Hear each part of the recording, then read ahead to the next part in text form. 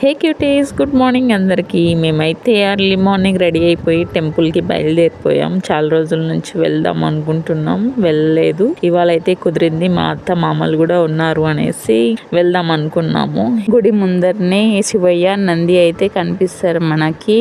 ఈ ఏరియా అయితే చాలా ప్రశాంతంగా ఉంది, ఎందుకంటే ఏ సౌండ్స్ అయితే లేవు.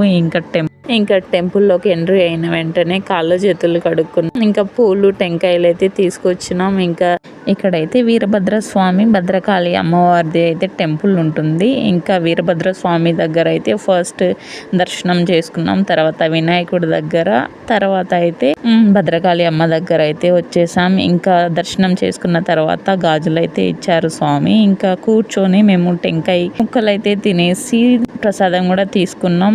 మా బాబుకి అయితే లడ్డు ఇష్టమని లడ్డు అయితే తింటా ఉండు. అంతలోనే క్యాబ్ వస్తే క్యాబ్లో పులిహోర ప్రసాదం తినుకుంటే ఇంటికి వచ్చే